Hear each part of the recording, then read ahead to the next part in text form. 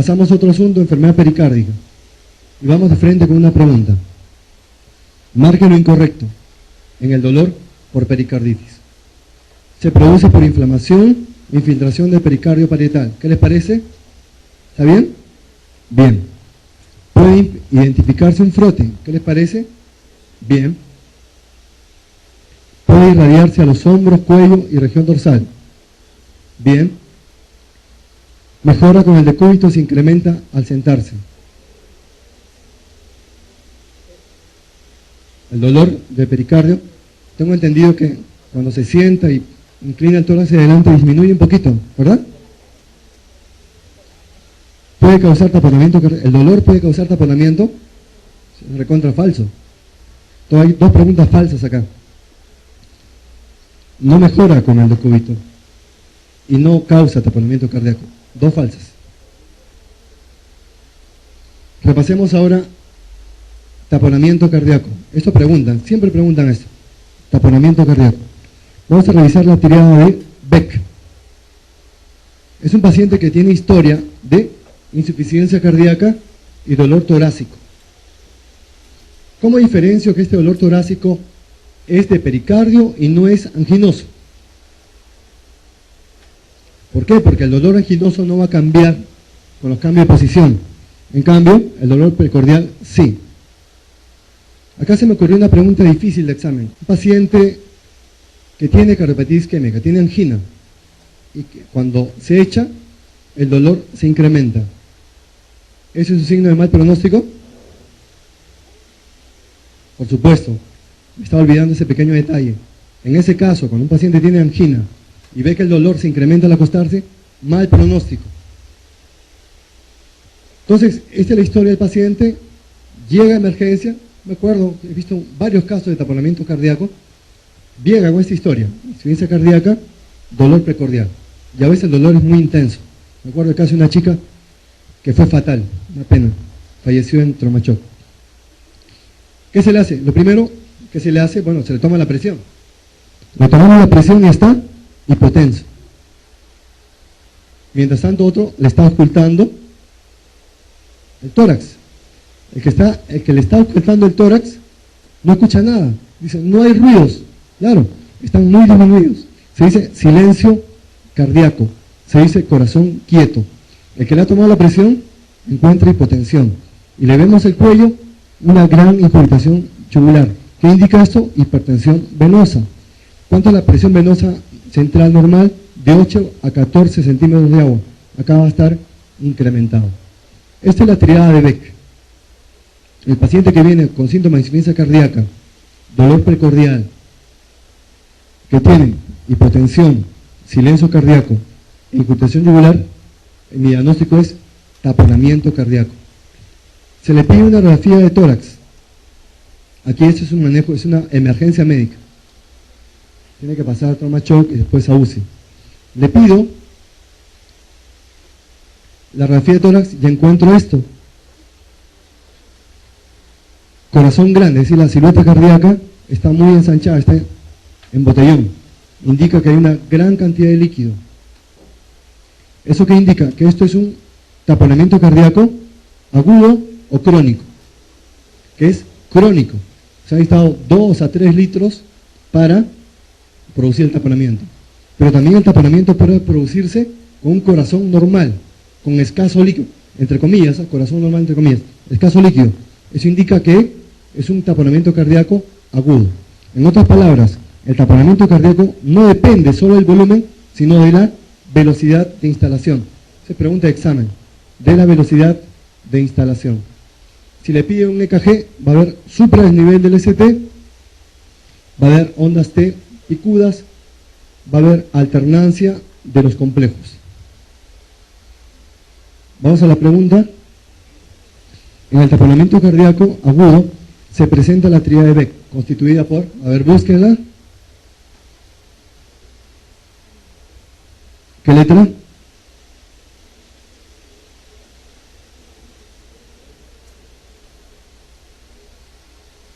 Como así descartando. La E, hepatomegalia, nada que ver. La D, frote perdático, no sigo leyendo. La C, hepatomegalia, no sigo leyendo. Pulso paradójico, no sigo leyendo. ¿Qué me queda? Elevación de la presión venosa, incrustación yugular, disminución de la presión arterial y corazón pequeño y quieto. En este caso es taponamiento cardíaco agudo.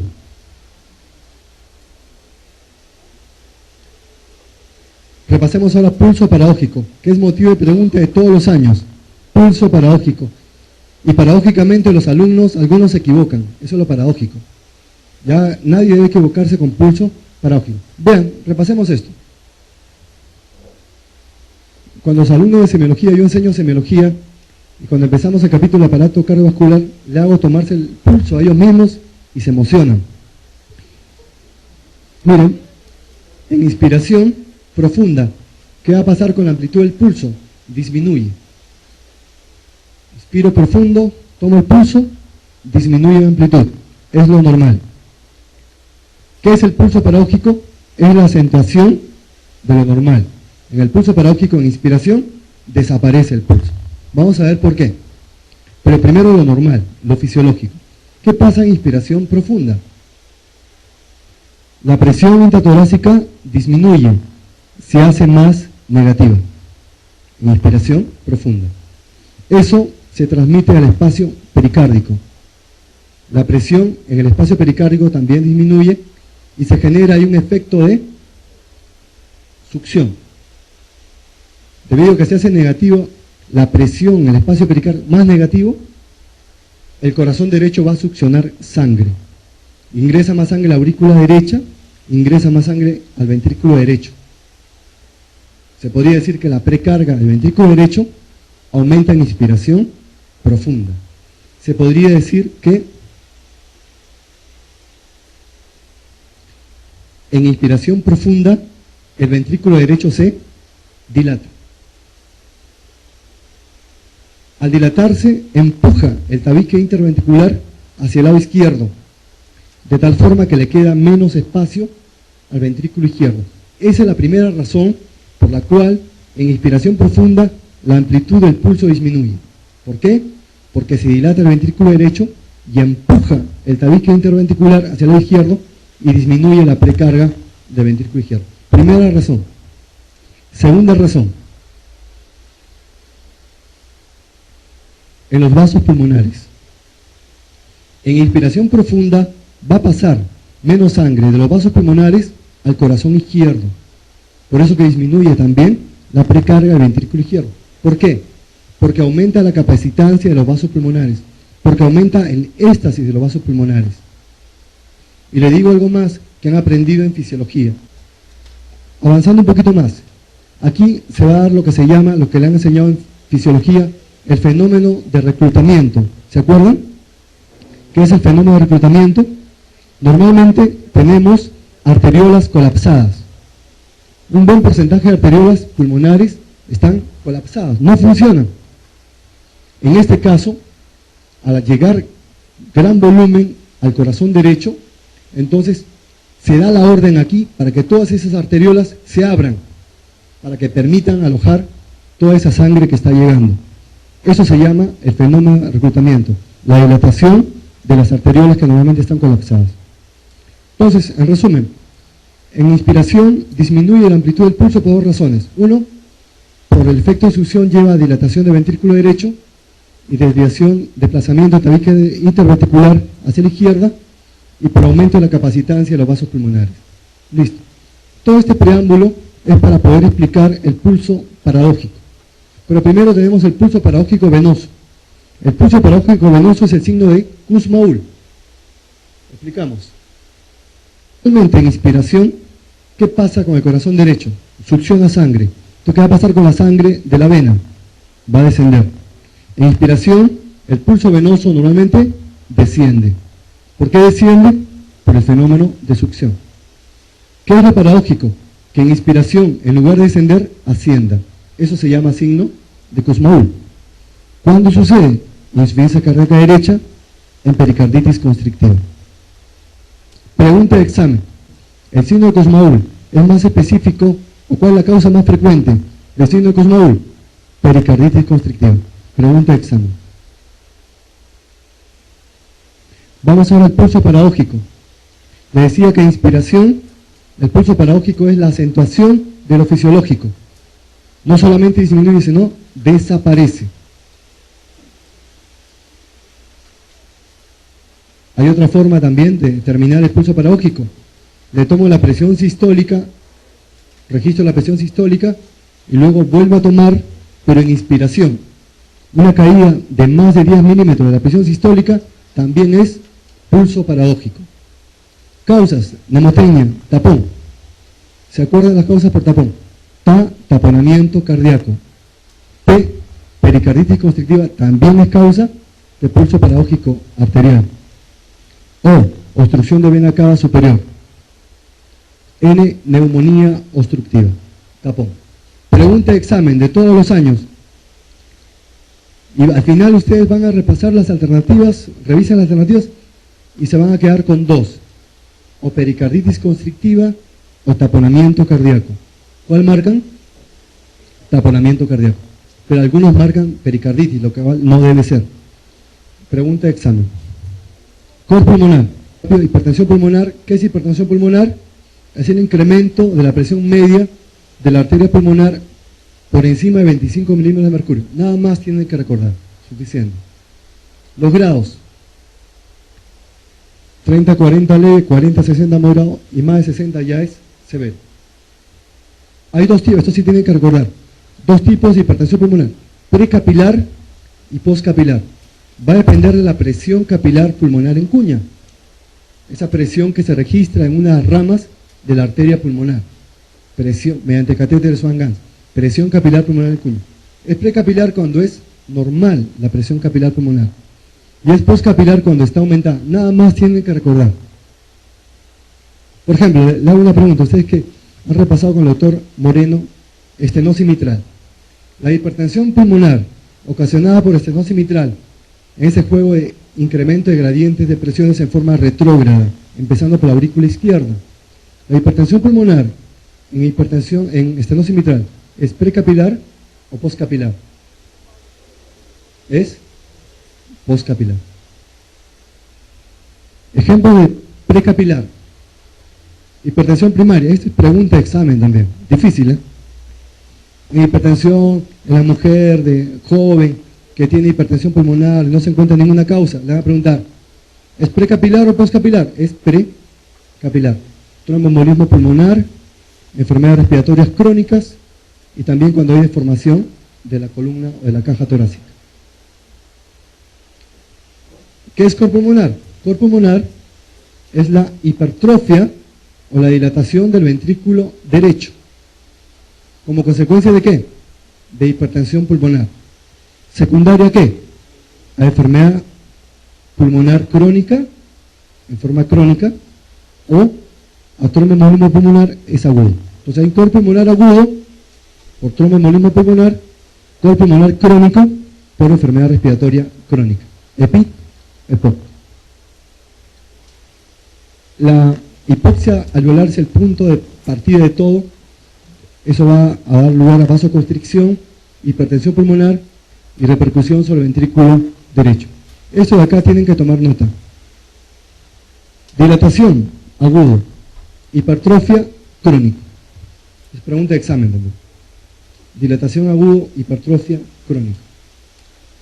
Resumiendo este caso clínico, es un paciente de mediana edad que tiene EPOC. Tiene EPOC, ya ha desarrollado síntomas de insuficiencia cardíaca derecha. Hepatomegalia, edema, segundo ruido incrementado en el foco pulmonar. ¿Qué indica el segundo ruido incrementado en el foco pulmonar? Indica hipertensión pulmonar. Ni hablar. Entonces, ¿el paciente qué tiene? Tiene hipertensión pulmonar, tiene insuficiencia cardíaca y tiene EPOC. ¿Cuál es el diagnóstico? Cor pulmonar. Este choque de punta que está en el quinto espacio intercostal, línea axilar anterior, es para engañar. Ese es para engañar al enemigo. Las alternativas, cor pulmonar. No hay otra. No queda otra.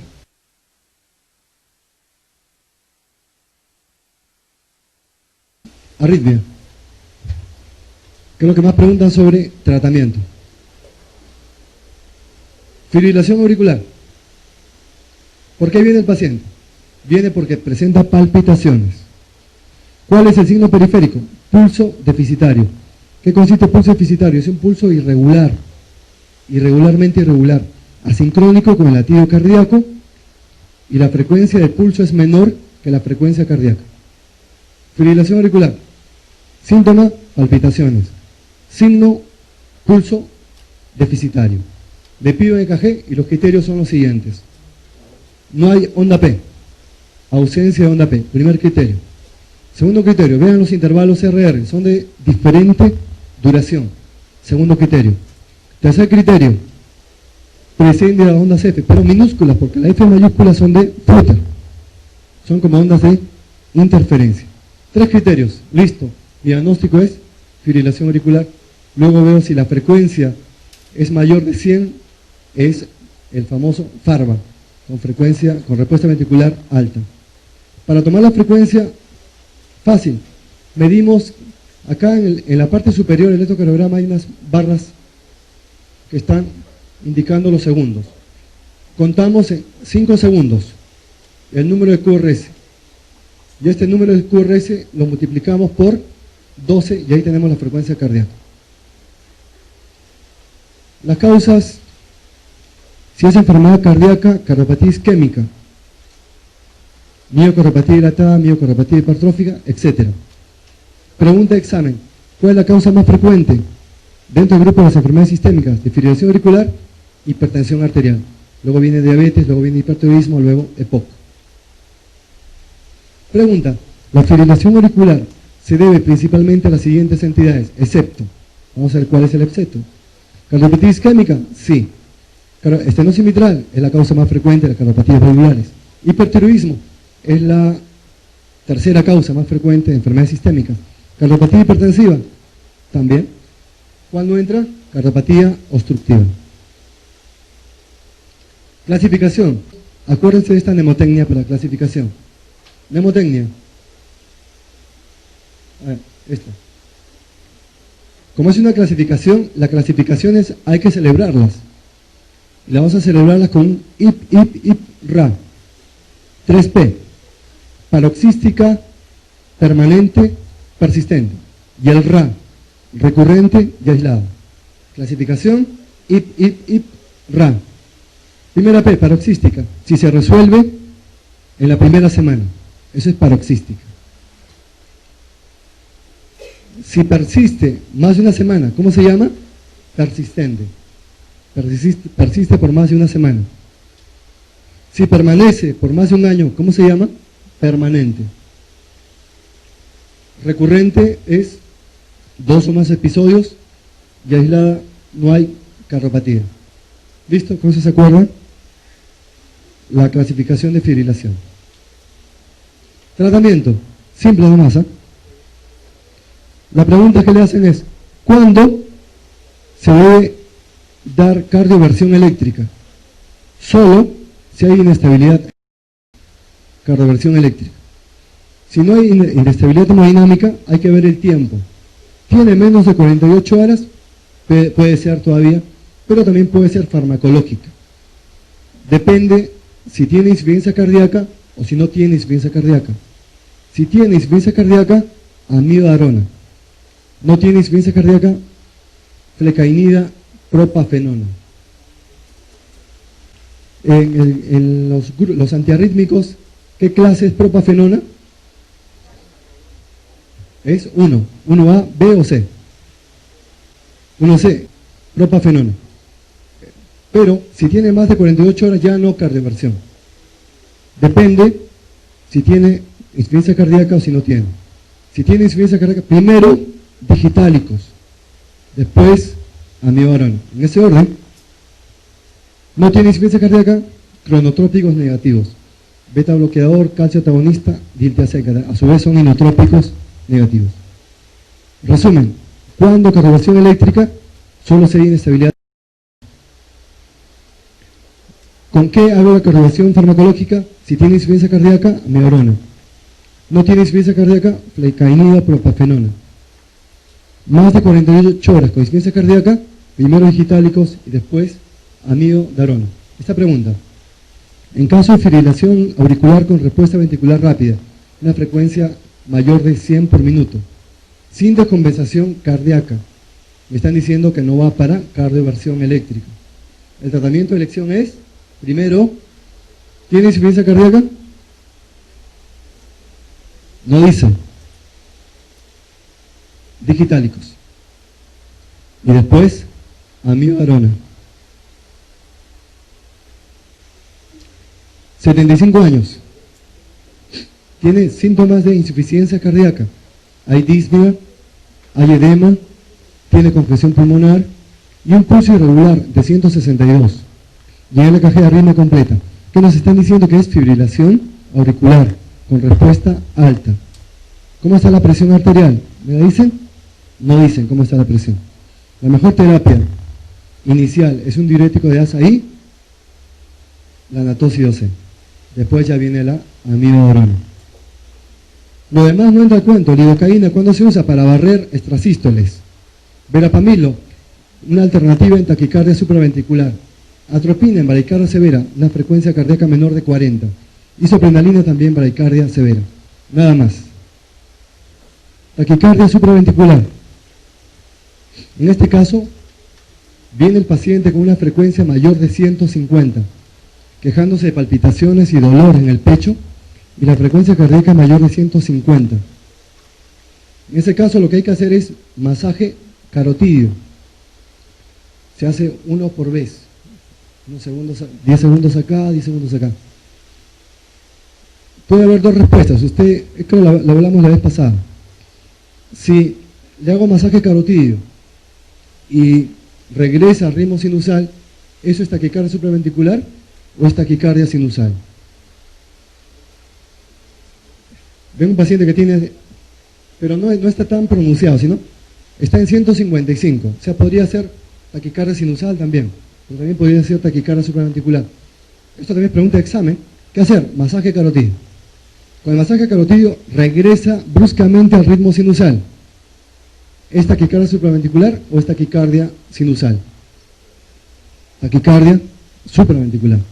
En cambio, yo hago masaje carotidio, disminuyo la frecuencia, dejo de hacer masaje carotidio, aumenta, eso es taquicardia sinusal. Y si no pasa nada, es taquicardia supraventricular. Cuando estaba de guardia justo con un emergenciólogo y se acercó una interna, la interna se acerca y dice: doctora, llegó un paciente que tiene una frecuencia de 180, puede ser una taquicardia supraventricular, allá. Pero en ese momento estábamos viendo otro paciente que estaba peor. Entonces anda adelantando que le pongan vía y anda haciéndole masaje carotidio. Después fui a ver al paciente y justo coincido con el emergenciólogo. Llegamos los dos a ver al paciente. Le tomamos la frecuencia y tenía 80 latidos por minuto, ritmo sinusal. ¿Qué había pasado? Que el masaje de la interna había sido efectivo. De ese momento la interna se conocía como la interna que daba buenos masajes. Tratamiento, pregunta de examen. Tratamiento es adenosina. En emergencia utilizamos verapamilo, pero el tratamiento es adenosina. Como dicen en las academias de residentes, dicen, para la vida cotidiana, ¿cuál es el tratamiento? Verapamilo. Pero para el examen, ¿cuál es el tratamiento? Adenosina. Así dicen las academias de residentado. Otra pregunta. Mujer de 18 años. Se queja por palpitaciones. Si viene por palpitaciones, debe tener una arritmia. Ansiedad y sudoración. Tienes síntomas vegetativos. Caramba, debe estar hipotensa. Ahora la presión. Pulso ahí está. Hipotensión. Tiene signos de hipoperfusión. Tiene una arritmia y además inestabilidad hemodinámica, hipoperfusión. Está a 185. Los complejos QRS son estrechos. Es una taquicardia supraventricular.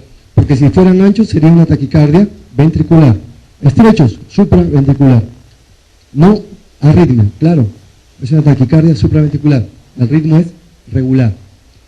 Si hace la maniobra vagal es negativa. Eso es lo que decía. O regresa al ritmo sinusal o no pasa nada. Eso es un punto a favor para taquicardia supraventricular. El diagnóstico probable es taquicardia supraventricular paroxística. Sinusal, mucho, demasiado. 150, máximo 150 sinusal. Flutter, auricular. ¿Por qué no flutter? sería mucho mayor la frecuencia, pasaría a los 200. Taquicardia ventricular, QRS anchos. Y la fibrilación, arritmia. Arritmia arrítmica. Penúltimo, taquicardia ventricular. Vean, los complejos QRS son anchos. Y generalmente no se ve la onda P. La onda P no se ve cuando hay frecuencia alta. Los QRS tienen la misma formología de las extrasístoles.